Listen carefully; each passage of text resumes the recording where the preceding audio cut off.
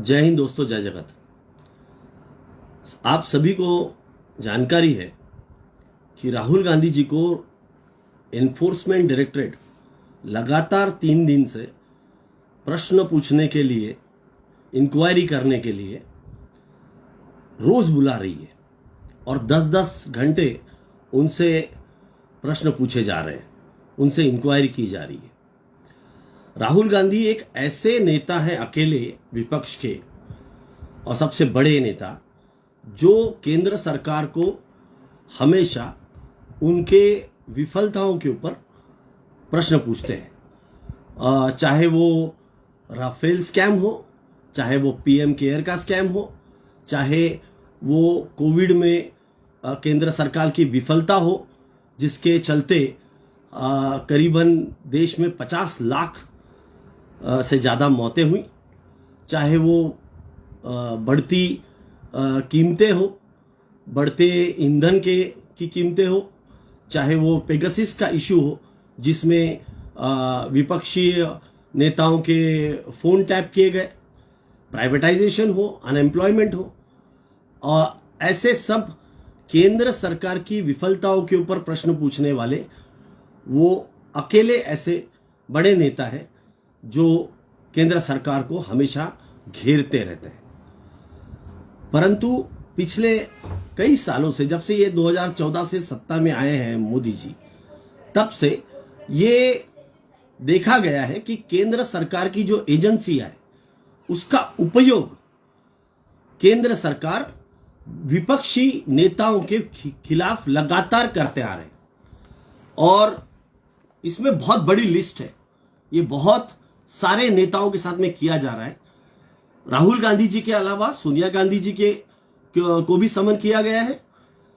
संजय राउत शिवसेना के ही अनिल परब, उसके बाद में एनसीपी के अजीत पवार, नवाब मलिक, अनिल देशमुख, कांग्रेस के पी चिदम्बरम, कार्ति चिदम्बरम, आपके सत्येंद्र जैन, टीएमसी के अभिषेक बैनर्जी, जेएनके जम्मू एंड कश्मीर के फारूक अब्दुल्ला।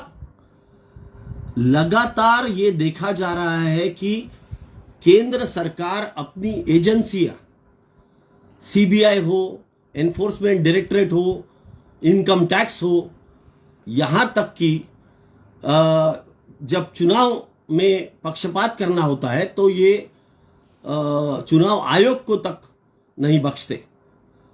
और इसके विपरीत बीजेपी ने तो जैसे कोई एक वॉशिंग मशीन लगा के रखी है अपने पास में, कि जितने भी टेंटेड नेता हैं, जिनके ऊपर पहले ये ईडी के नोटिस देने की बारी आ चुकी है, या दे चुके हैं, या देने की बारी आई है, ऐसों को धमकी दे के जब ये बीजेपी ज्वाइन कर लेते हैं या बीजेपी के नेता होते हैं, तो उनको बिल्कुल भी क्लीन चिट देने का काम बीजेपी करते आ रही है। आप बताइए, शिवेंदु अधिकारी नारदा स्कैम, कोई एक्शन नहीं। बीएस येदुरप्पा लैंड और माइनिंग का स्कैम, कोई एक्शन नहीं।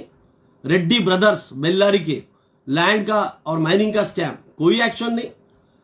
हेमंता विश्वा Sharma water supply scam,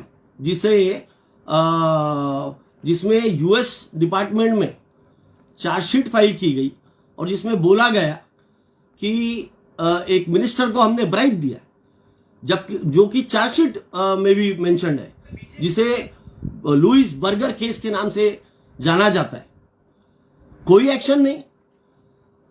Vyapam scam, Shivraj Singh Chauhan, कोई एक्शन नहीं। मुकुल रॉय, कोई एक्शन नहीं।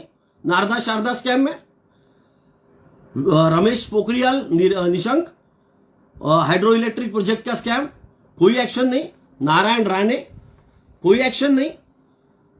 तो एक तरीके से ये एक वॉशिंग मशीन बना ली है, जो हमारे महाराष्ट्र के भाजपा के जो चीफ थे, ex chief, former chief Danve, उन्होंने अपने भाषण में भी बोला कि हमारे पास में एक वॉशिंग मशीन है, हम ये स्कैम वालों को लाते हैं हमारे पास में, वॉशिंग मशीन में डालते हैं, धुल के एकदम साफ बना डालते हैं।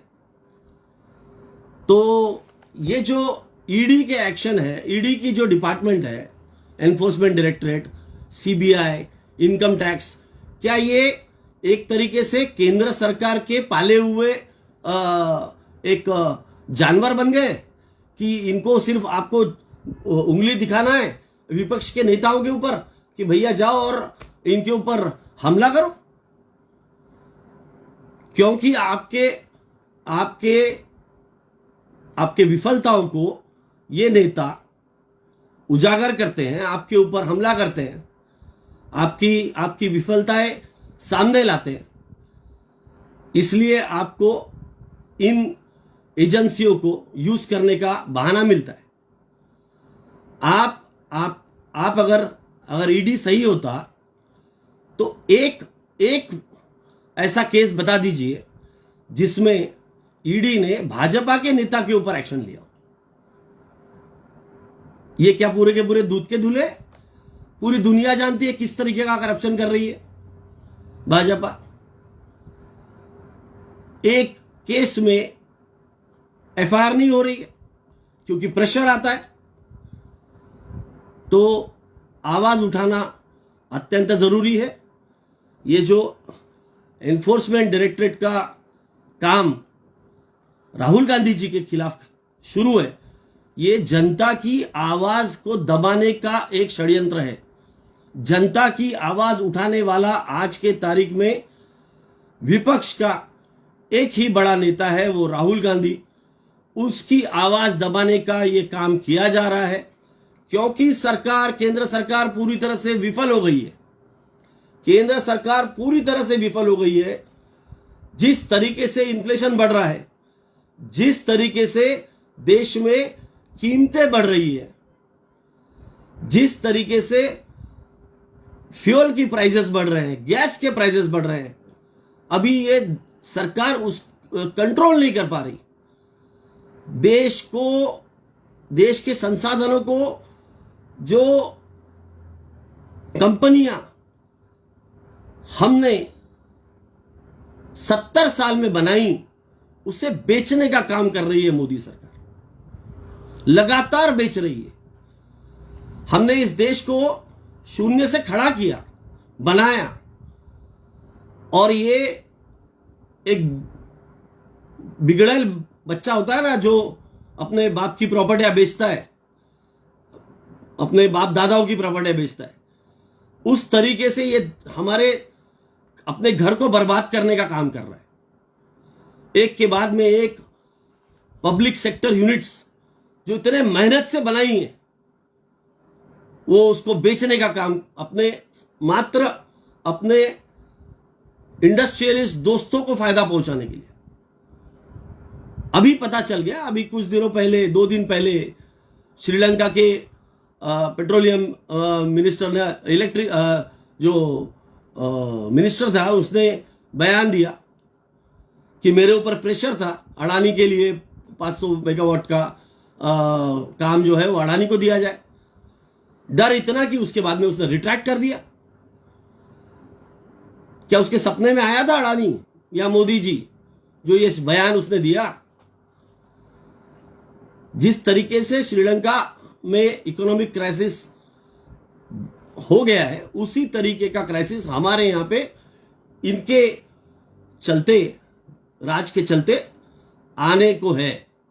इसलिए जनता की आवाज को एक ही आदमी जो उठा रहा था, जो एक ही ऑल्टरनेटिव है इस देश के सामने, राहुल गांधी, उनकी आवाज को दबाने के लिए उसे रोज तीन दिन से रोज बुलाया जा रहा है। और मुझे डर है कि उन्हें हिरासत में लिया जा सकता है। जनता इसके विरोध में आवाज उठाए और ये जो मनमानी चल रही है सेंट्रल गवर्नमेंट की एजेंसीज के माध्यम से अपोजिशन लीडर्स की आवाज को दबाने के लिए, इसका खुल के विरोध किया जाए। धन्यवाद। महाराष्ट्र के नागपुर से एडवोकेट अक्षय समर्थ, राजीव गांधी पंचायती राज संगठन का एक छोटा सा कार्यकर्ता। धन्यवाद।